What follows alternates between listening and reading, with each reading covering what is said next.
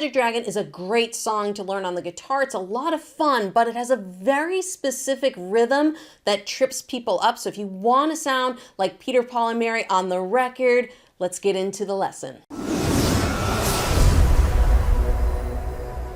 The first thing I want to make mention of, if you watch Peter, Paul, and Mary live, they do have a capo on their guitar at the 2nd fret. And what we're going to be doing is we're going to be playing all of our chords relative to the capo. That means this capo now is acting like the nut of our guitar. So we would play our G chord 3 frets up to make our G chord from the capo. So before we get into the finger picking section, what I'm going to do is we're going to go over the chords and we're going to learn a couple strumming patterns to help us get this timing down before we jump into the finger picking. So the chords we're using for this song are going to be a G chord, a B minor chord, a C chord, an E minor chord, a D chord, and an A chord. Now I know a B minor chord is a bar chord.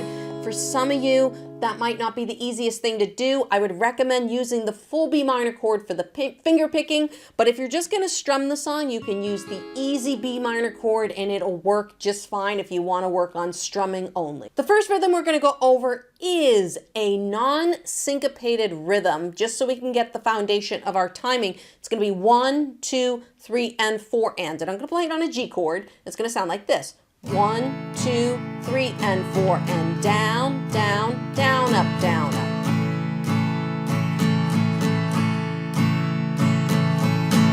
So if I were going to play the first 4 chords of this song, it would sound like this.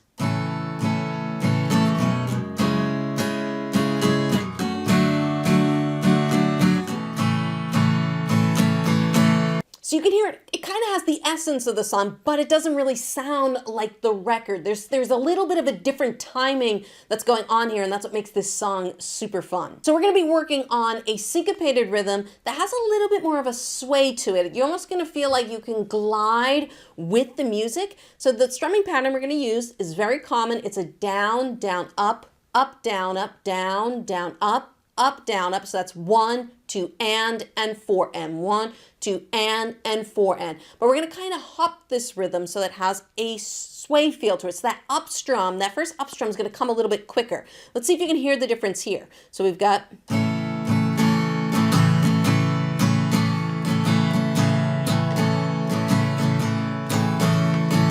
I feel like my body can sway along with the rhythm versus if you did it straight on the time like we did with the first rhythm. It would sound like this. This is straight time.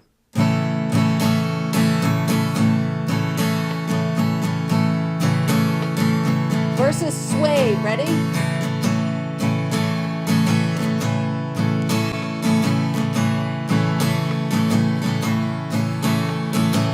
Could you hear the difference? Could you hear how the feeling of the strumming changed? And if you didn't hear that, go back and listen to this a couple times back and forth and hear that how that timing just changes just a slight little bit. So now if I went and played those 4 chords again, this is what the song would sound like to begin with.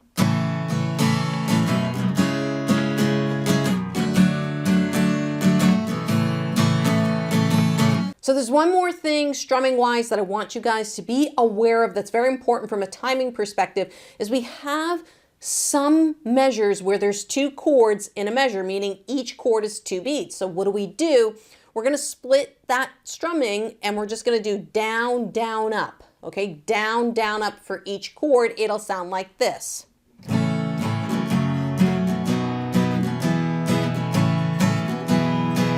So you can still hear that hop. So that was the last line of the verse. I'll start from the full C chord, but listen to it again. I still have that hop, even though I'm doing down, down, up, down, down, up, down, down, up, down, down, up. Here's.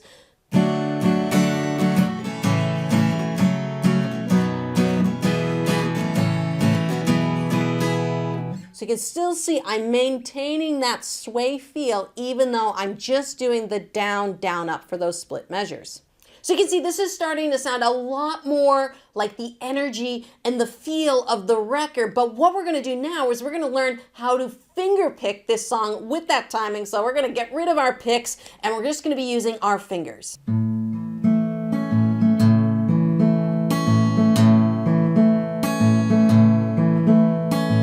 So there's that same exact timing. So let's talk about how we're going to finger pick each one of these chords. So we have our six string chords, like a G chord and the E minor chord. We would play it this way. It's going to be thumb, thumb 1, playing strings 6, 5, 4.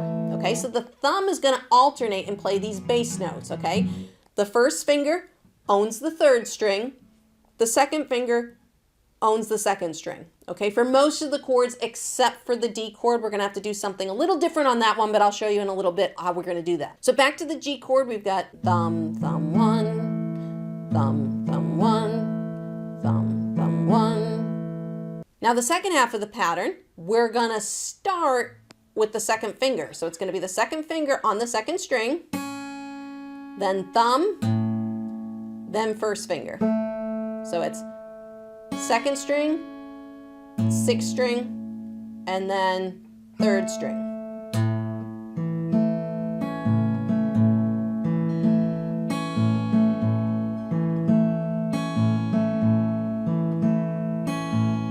So that's what it's going to sound like for our G chord. Now our 5-string chords, like our B minor chord and our C chord, the first and second finger don't move. They're doing the same thing. Third string, second string.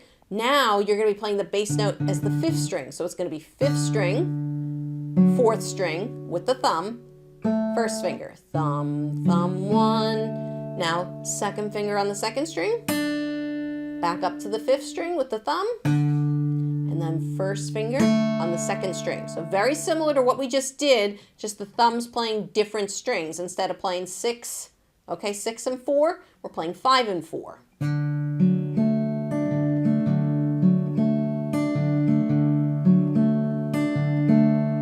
So we're going to shift the whole hand down now for this D chord, and the thumb's going to be alternating between the 3rd and 4th. Okay, those are the bass notes. The first finger owns the second string, the second finger owns the bottom first string. So it's going to be thumb, thumb 1 on strings 4, 3, 2. And then we have second finger on the bottom string, then thumb on the top 4th string, and then second finger. So altogether, the D chord's going to sound like this.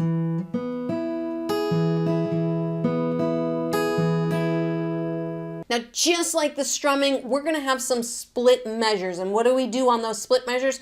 We're just going to use the first half of the chord. So if we talk about that last line of the verse and chorus, again, we have a full C chord, so you would pick that regular. And all of the split measures, you're just going to do the thumb, thumb 1. So G, it would be thumb, thumb 1, E minor, thumb, thumb 1, A, thumb, thumb 1, D, thumb, thumb 1, G, thumb, thumb 1, then back to D. And again, we're always trying to maintain that hopped rhythm. So this is what that last line would sound like starting from the C chord.